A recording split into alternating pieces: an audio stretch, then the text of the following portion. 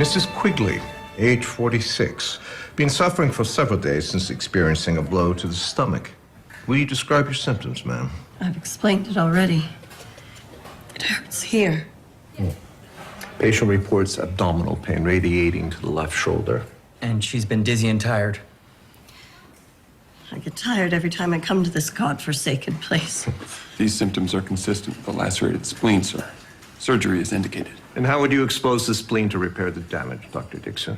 By partial excision of one or more ribs, followed by subpleural or transpleural exposure of the spleen. Very well.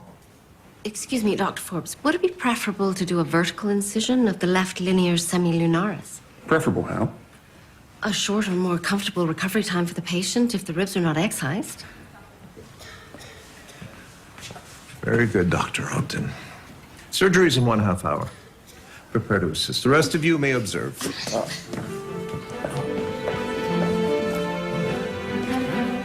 George? Sir. Sir, I wasn't expecting you in today. Have we had a murder? No. I'm simply looking for my... Aha! Switch sequencer. Oh. It's a beautiful day outside, George.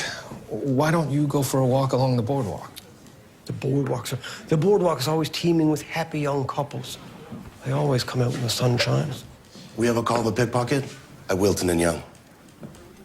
Oh, excellent. Captain ready, Doctor. Gauze. Very good. I believe the spleen is enlarged. More gauze. The patient is an inebriant. Enlarged spleens are a side effect of chronic alcohol use. Can you see the laceration? Yes, there it is. Would you recommend repairing the laceration or a complete splenectomy? Due to the enlargement, a splenectomy. I agree. Go ahead. Bring the spleen forward into the wound. There's an adhesion to the diaphragm. You'll have to separate that. Scissors?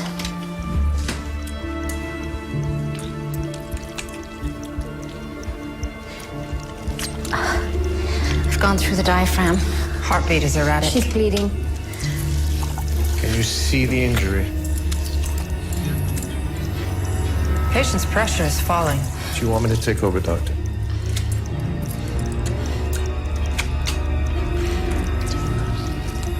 No, there it is. I can do it. Sutures.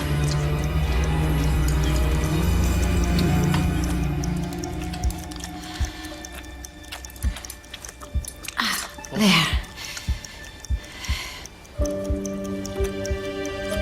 Heartbeat is normal.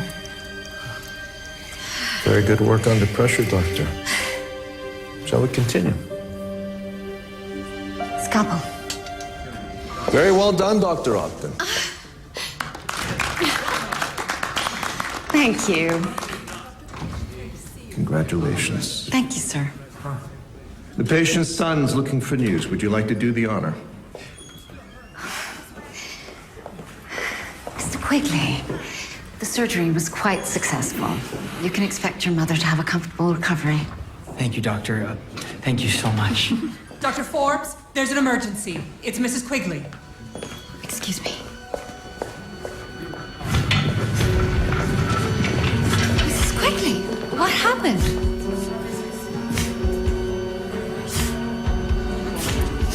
Get her up, get her up. She's bradycardic. She's likely bleeding internally. Get her back to the operating theater. We'll reopen. She's still not breathing.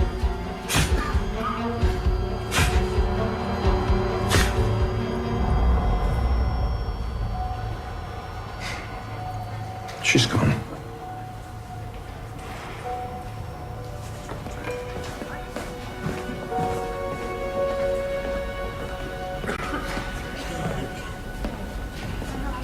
Is it too late to offer you my congratulations, Doctor?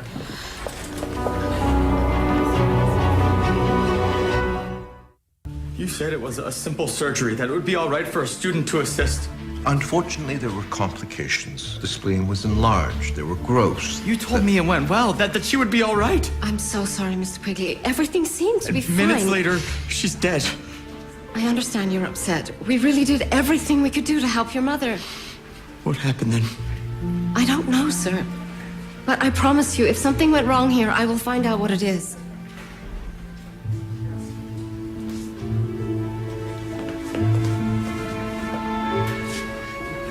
You do not speak to family members like that, Dr. Ogden. Beg your pardon? That man's mother died a natural death. You should not have suggested otherwise. What? But surely we need to establish how she died. Dr. Ogden, you need not feel responsible for Mrs. Quigley's death. I saw your work. I judged it to be correct. I understand, The spleen was more diseased than I anticipated. It simply could not be repaired in time. Right over here by the desk.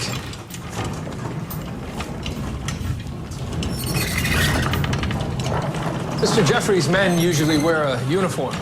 I'm new. I don't have my uniform yet.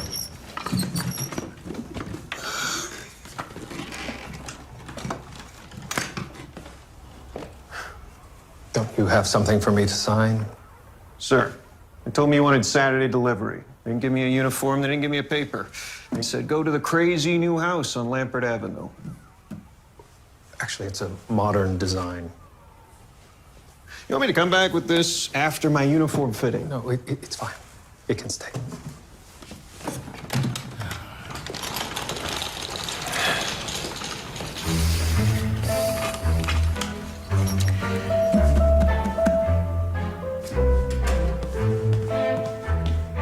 Nurse?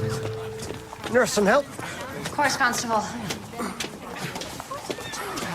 What do we have here?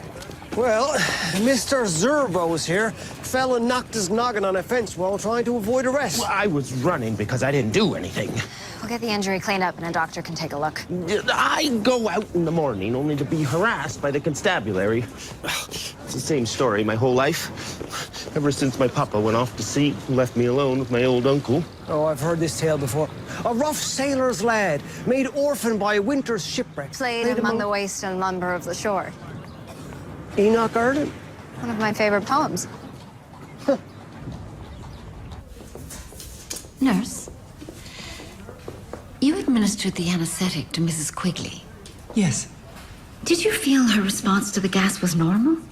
Yes. Her response was normal, Dr. Ogden. Until she died, that is. I'm sure you're aware that anesthetics carry some risk. I'm aware that the Lancet Medical Journal has shown that chloroform is 9 times more likely to cause death than ether. We use ether, of course. Of course. So you observed no adverse reaction? No, I didn't. In fact, the splenectomy was not Mrs. Quigley's first operation, as you may have noticed from her chart. Yes, of course. Since I had previously given her ether, I knew that she tolerated it well. Indeed, her pressure, pulse, and breathing were all normal until the tear in her diaphragm. You believe that tear caused her death? I don't believe it was the anesthetic. If you're looking to blame a nurse, I suggest you tread carefully. You'll find that sort of thing doesn't go over well around here.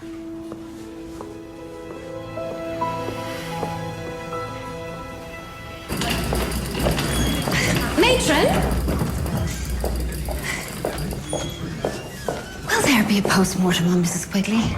Oh, I don't think so. Dr. Forbes has already signed the death certificate. Oh, I see. If I may speak intimately, Doctor. Of course. You mustn't be hard on yourself. I know Dr. Forbes thinks very highly of your work. Thank you, Matron. It's very kind of you. It's never easy to lose a patient. No matter the circumstances, try not to take it too much to heart. Matron, I'd like Mrs. Quigley's remains sent to the city morgue. That's not how we normally do things. Yes, I understand, but I am still the city coroner. It's well within my purview to order a post-mortem. Very well, Doctor. Well, thank you for allowing me to escort you home, Nurse Graham. I'm pleased to have the company, Constable. It must be worrisome at times, a young lady out alone. This young lady is well able to take care of herself. Well, now, I meant no offense. None taken. I very much think Nursing is an admirable calling. What made you decide to go into it? I was destined to be a nurse. Destin, how so? My name is Florence Nightingale Graham. Florence Nightingale. Well, that is quite the name to live up to. I do what I can, although my supervisor says that my hobbies take up too much of my time. So what, they expect you to have no interest outside of your training? We're to devote ourselves night and day to developing good character and an orderly habit of mind. Well, in that case, what sort of hobbies might distract a young lady from such noble pursuits? Terribly frivolous things, to be sure. Perhaps I will show you one day, Constable Crabtree.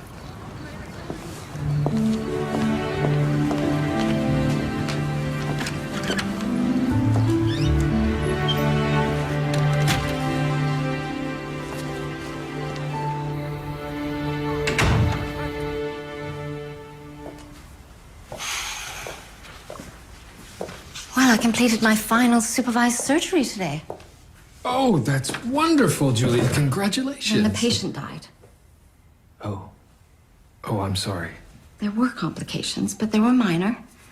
And the procedure was completed perfectly. Dr. Forbes has put the death down to the poor state of the patient's spleen. But she was stable when she left the operating theater and monitored by nurses. And see here.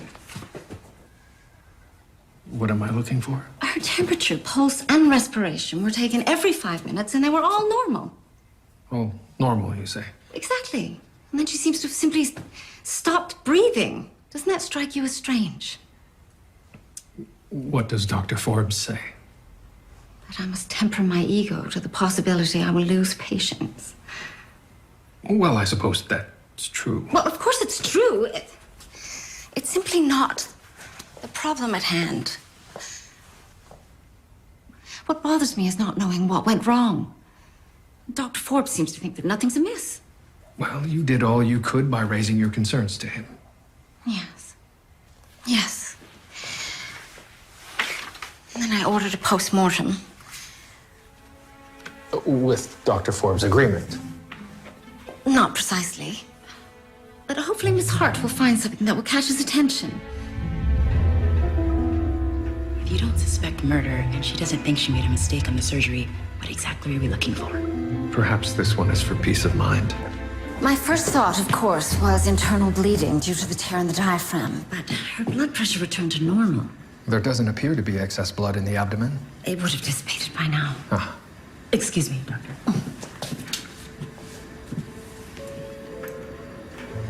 Sutures on the diaphragm are still intact. That's not your cause of death. Oh, that's good news. I also considered the possibility of an adverse reaction to the anesthetic. I will certainly check the liver for ether concentrations. Check as well for any type of poison or an allergic reaction. That might not be necessary. Why do you say that?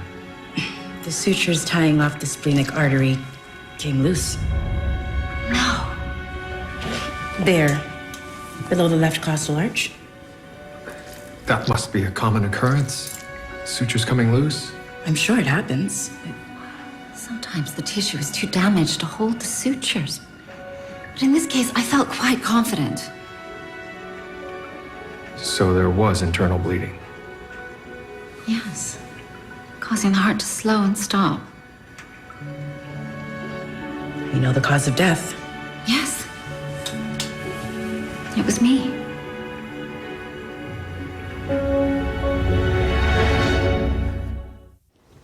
Dr. Forbes, I observed Mrs. Quigley's post-mortem today. I beg your pardon. I didn't order a post-mortem. What made you believe you're justified in going over my head? I'm sorry. I wanted to know what happened. Did the results put your mind at rest? It seems the cause of death was a failure of my sutures. I trust this puts an end to your inquiry. Yes. I lost a patient just last month under similar circumstances. You did? Yes. I'll admit, I took it to heart myself for a time. Take my advice, Dr. Ogden. Have a stiff drink, and then you get back to work.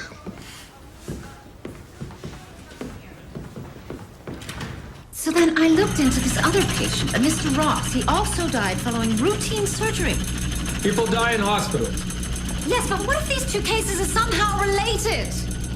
The results of the postmortem showed a natural death. One mistake with sutures. But I don't believe I made a mistake. Then how do you explain Miss Hart's findings? Pardon?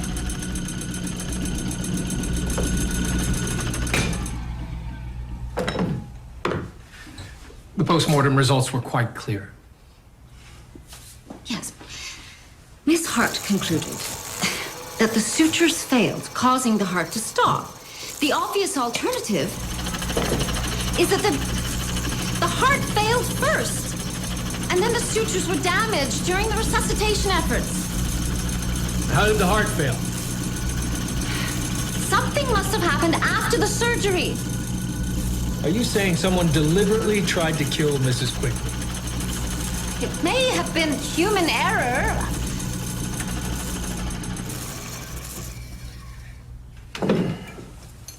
Julia, you decided to pursue surgery in order to leave murder behind. Yes, I did. But what if it's followed me?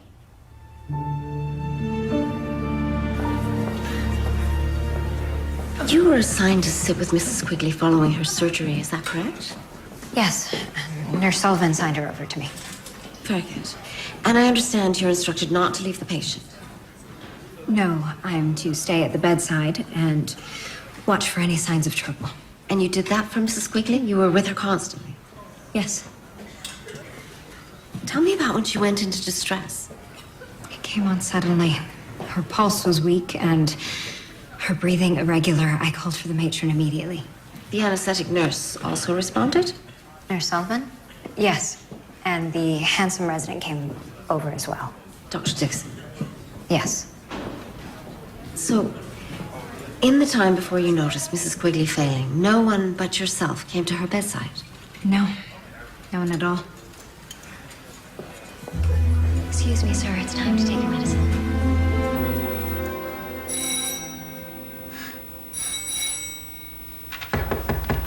Hello? Anyone home? In here. Ah. Sir, I think your doorbell is broken. If only it were. Anyway, nothing wrong with an old-fashioned knocking, is there? Oh, you've got quite the project on the go here, sir. Sir, I have some reports from Miss Hart and some personal news. Which would you like to hear first? All right, personal news it is. It is the weekend, after all. Sir, I've met a young lady. Oh, very good, George. Yes, well, I'm glad you think so, sir, because I didn't want it to seem like I didn't care for Miss Bloom. I got quite the opposite impression. Right, and I mean, life carries on, after all, does it not? And this young woman, sir, she's a nurse. I mean, could you think of a better possible match than a constable and a nurse?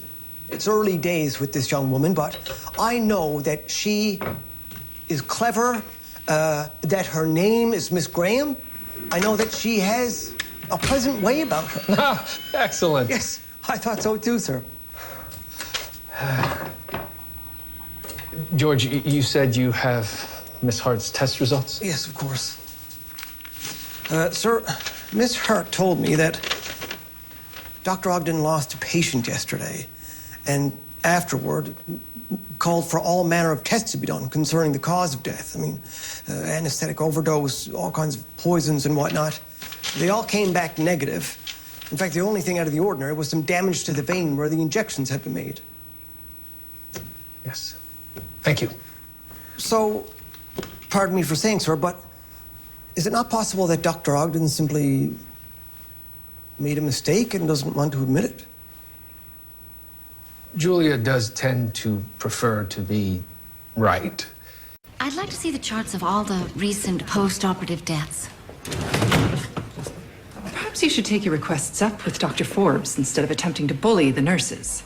I'm sorry, Nurse Sullivan. Nurse Sullivan, I'm not bullying, I'm simply... Nurses do everything to care for your patients before you sail in and cut them up. Instead of appreciating our work or even bothering to learn our names, you attempt to lay blame for your mistakes on us. Must be difficult to accept you may not be the star surgeon. You were with Mrs. Quigley when her breathing stopped, were you not? Yes, I was. trying to save her life. And you were unsuccessful. Yeah, after you'd already had a go at butchering her. Dr. Ogden, a word? I asked you to stop this inquiry. Now you are distressing the nurses. I'm sorry to hear they're upset. An upset nurse is a grief laid on my desk. I'm not fully satisfied we understand these deaths. Deaths? More than one concerns you now, does it? As a matter of fact, I looked into the one you mentioned to me earlier. Mr. Ross, it's all so curious. I did not tell you about that patient, doctor, to stimulate your curiosity, but to make the point we all must deal with failure. Yes, but what if I didn't fail? I've seen arrogance in this profession before. I did not expect it from you. Be that as it may, I have reason to suspect wrongdoing. What kind of wrongdoing, exactly? I don't have an explanation. That's precisely why I'm investigating. As city coroner, it's my responsibility to do so. Very well. As head surgeon of this hospital, it is my responsibility to ask you, are you a coroner or are you a surgeon? So you came up with this concoction yourself? I've been mixing it up in my father's kitchen. He's fed up with the smells and mess, but I think I've finally struck on a good formula. I believe I can feel it working. There's a mild tingle. It's based on a treatment one of the doctors at the hospital is using for burn victims. It occurred to me that if his remedy could heal damaged skin, it might also help skin ravaged by age and worry. Well, that's very enterprising of you.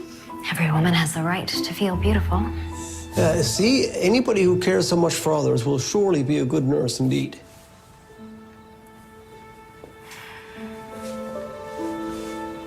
Was this something I said, Miss Graham? You and everyone else I know want me to be a good nurse. But the truth is, I'm not sure I'm good at all. Whatever gave you that idea? A patient in my care died suddenly yesterday. I was supposed to be watching over them. I'm afraid Dr. Ogden thinks I'm responsible. And she might be right. Responsible how?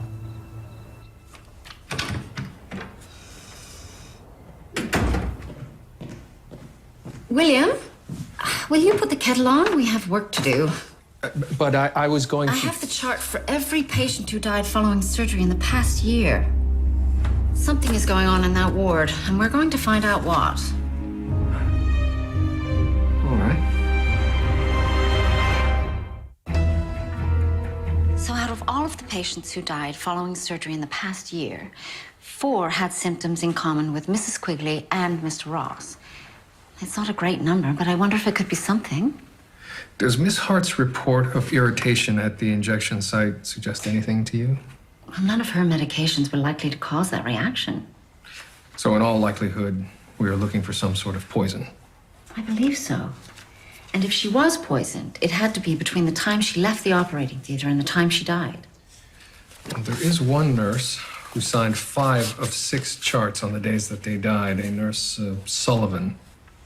She has been rather argumentative with me. But she didn't have opportunity to harm Mrs. Quigley following her surgery. Nurse Graham was with her the entire time.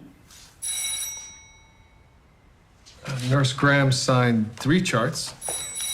So perhaps she was left alone with 3 of them and then had access to the others as well.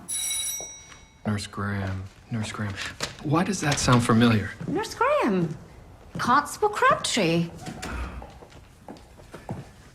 George, William, this is Nurse Graham. how do you do? Sir, doctor, Nurse Graham and I were discussing a patient that died recently. Constable Krábtri urged me to speak with you. You have information on Mrs. Quigley's death? Yes. As you know, I'm not meant to leave the patient's side until they wake up. But as I was sitting with Mrs. Quigley, I realized that I had forgotten to prepare her mouthwash. People's mouths are exceptionally dry when they wake up after an operation, but they're not meant to have water, so we swab their mouths with this preparation. So you left the patient to fetch the mouthwash? Approximately how long do you think you were away from Mrs. Quigley's bedside? 3 minutes. It couldn't have been more than that. By the time she returned, Mrs. Quigley had stopped breathing. And that's when I raised the alarm. Thank you for telling us the truth, Nurse Graham. Yes. Thank you, George. Sir, doctor. You know what this means? It means your nurse Sullivan had opportunity to kill them all.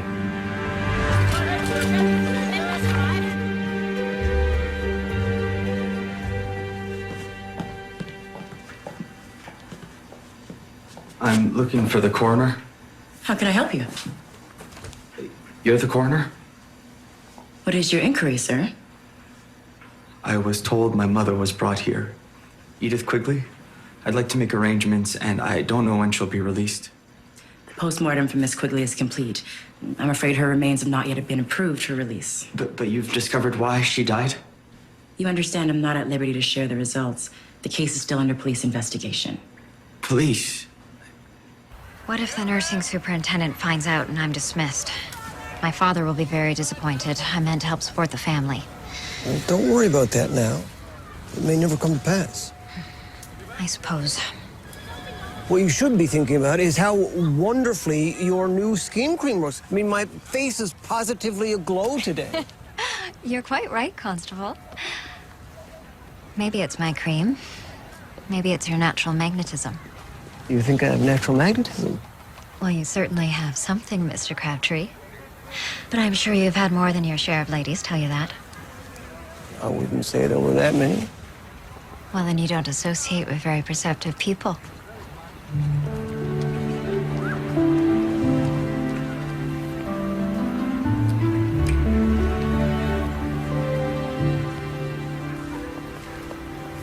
I apologize for being so forward. I didn't mind in the least. You know, as student nurses, we're meant to display good character at all times. The nursing superintendent will have me in for a chat about my morals next. Truth be told, taking care of sick people can be stomach-churning. Well, maybe you should be selling your creams. I'm telling you, I know a chap who sells all the top cosmetics in Toronto. Do you have any extra jars? I do. You leave them with me, and we'll see what happens. That would be wonderful.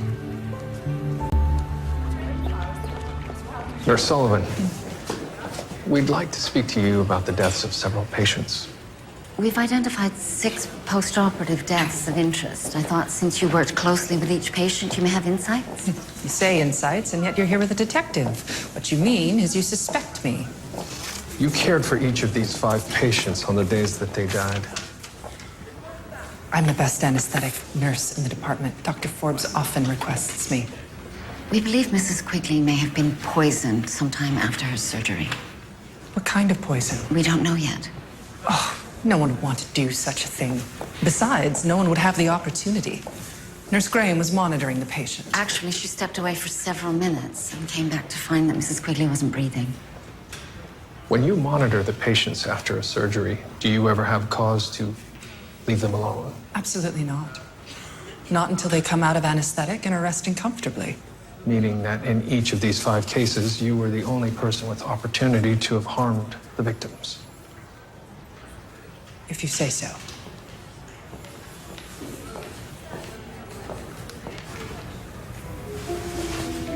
I happen to know that Dr. Forbes specifically asked you to stop investigating this case. Yes. And if I obeyed him, I wouldn't have discovered this pattern. I don't believe there is a pattern. 6 deaths in a department that loses 100 patients a year is not statistically relevant. Well, perhaps you're right. But even one unexplained death is enough for me. Are you not concerned you will be discharged from the hospital? If staying here means I must say and do nothing when I think that something is gravely wrong, then it's best I leave sooner rather than later. I think you might be looking for the wrong thing. What do you mean? What about patients who died before they went to surgery? A pattern that Mrs. Quigley's death doesn't fit? What if she is an anomaly? I didn't really think about it, but there have been a couple of cases that struck me as strange. And what was odd about them? One of them, a Mr. Fox. Mr. Fox died very suddenly. But the doctors didn't think anything was amiss, so I assumed there must have been an explanation. Where might we find the charts for these patients? I suppose you want other charts as well. You looking at any sudden deaths? Any cause of death identified as asphyxiation or heart failure.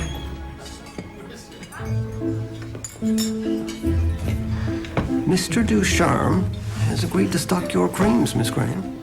I can't believe it. He said the texture and the scent were nothing short of luxurious, and it fills a gap in his product line. In fact, he would like to speak with you about supplying more. How thrilling.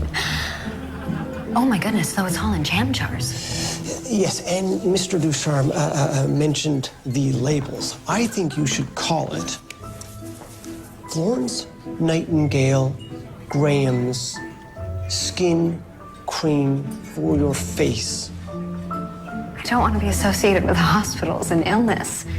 I want it to sound beautiful and elegant. Right. Perhaps I'll change my name altogether. Like an author with a nom de plume. Exactly. What should it be? Well, if it's elegance you're after, I've always thought the name Elizabeth was very fun. I agree. And for the surname, Arden, after our favorite poem. Elizabeth Arden. I love it. Nurse Sullivan was right. I'm sure this many preoperative deaths is significant, although it may not be so easy to convince Dr. Forbes. We need to find a pattern. Dr. Ogden, this is your husband, the detective, I presume. Dr. Forbes, Detective Μέρντοχ. Doctor? Martin Quigley. He's gone to the board. He is threatening to sue the hospital and me personally for his mother's death. Sir, I should hope it won't come to that. I will speak to him. You have said quite enough. I have been instructed by the board to dismiss you effective immediately. Sir! I could think of no argument to make in your defense. Dr. Forbes, we believe we may have found evidence of wrongdoing in this hospital. I beg your pardon, Detective. There is no crime here. That's not necessary. I'm afraid you are being unduly swayed by your wife. We are doing nothing more than seeking the truth. Collect your things tonight, Doctor, and don't come back. You're fired.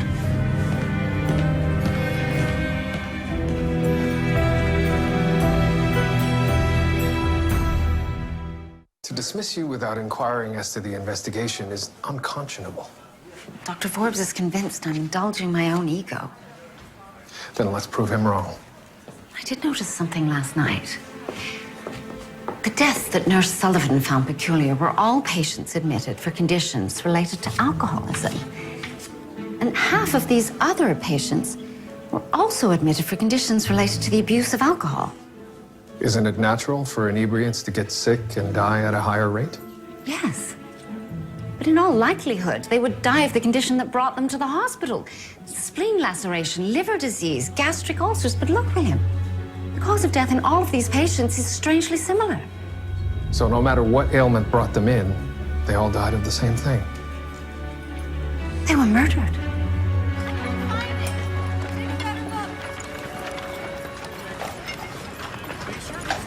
George. Flo!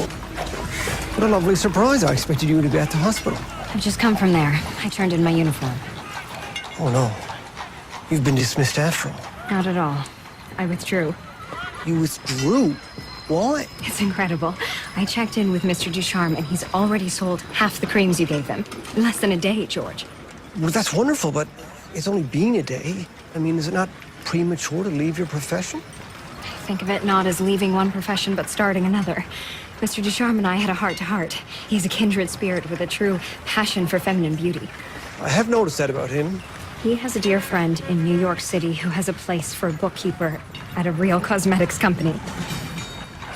New York City. I'm going to pursue my dreams. I'll get to see a cosmetics business from the inside and meet all the best people. And it's all thanks to your encouragement. That's wonderful. I can't thank you enough, George. Will you see me off at the train next week? Union Station. I know it well. And yes, of course. Of course I will.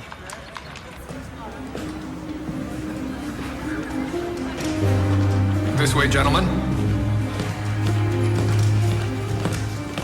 What is this? I'm seizing staff records, Dr. Forbes. I have reasonable suspicion of foul play in this hospital. Multiple counts. I intend to find out who had opportunity to commit these crimes.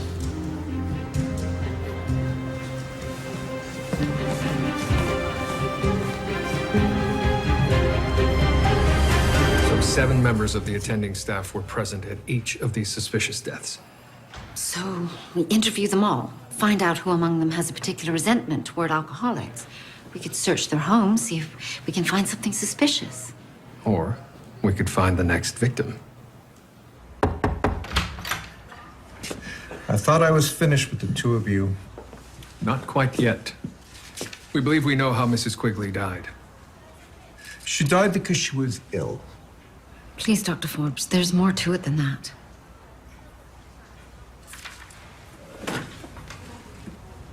Go on, then. Someone on the ward is killing patients who come in with ailments related to alcoholism. Preposterous. What proof have you?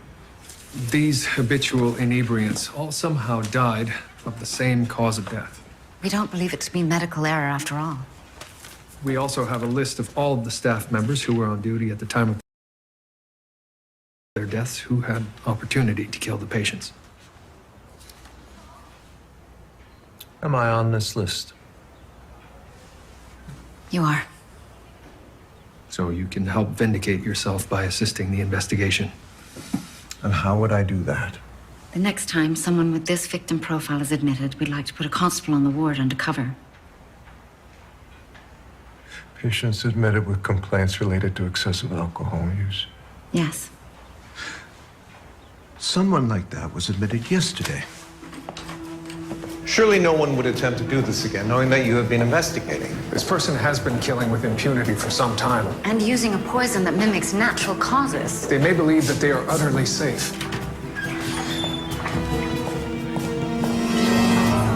What happened? He's bradycardic. What did you give him? I didn't give him anything, I just directed. If you didn't interfere with him, then who did? Who's this?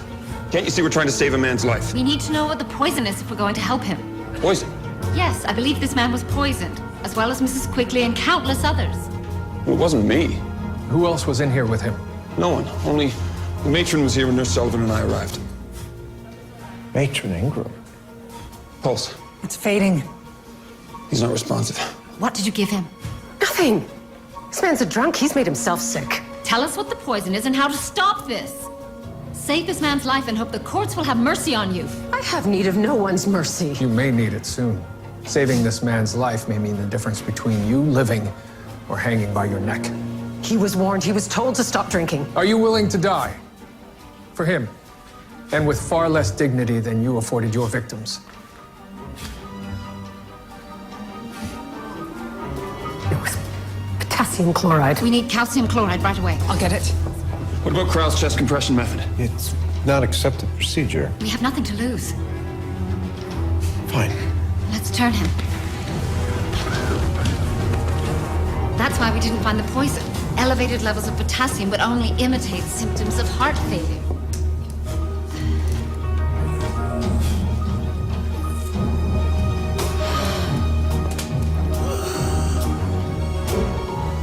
Yes. His heart rate is improving. How could you betray your oath to this hospital, to your colleagues? I did it for the hospital. These people didn't deserve our care. They're drunks and wastrels. They deserve better than your judgment. Sir? Yes, George. I have some sad news, I'm afraid, sir. The seedling of my love has been cut out even before it had a chance to bloom. Nurse Graham has decided to quit nursing school and pursue her dreams in New York City. Ah, yes, Nurse Graham. And I can no longer ignore a truth that has been staring me plainly in the face, sir. Every woman I love leaves town. Sir, 1 or 2 failed relationships. I mean, that could be bad luck. But at some point, a man has to ask himself why love continually eludes him. George, you do seem to choose women who are ambitious. What?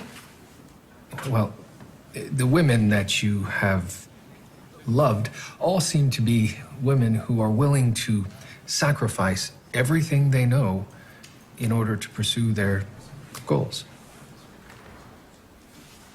Sir, you're right, that's it. I continually set myself up for failure by pursuing ambitious women. So you truly are a great detective. You've just solved the mystery of my heart in an instant. Well, The question is, what do I do now? I mean, do I continue to do the same, or should I do the opposite? Should I pursue a woman who is simple or uncomplicated, without worldly passions? I mean, is it time I resign myself to a life that is secure, even if a bit, humdrum? Well, that is a question only you can answer, George. But I can tell you this. Although ambitious women aren't always easy, they are always interesting. Welcome back, Dr. Όγκτεν. Thank you. Gentlemen.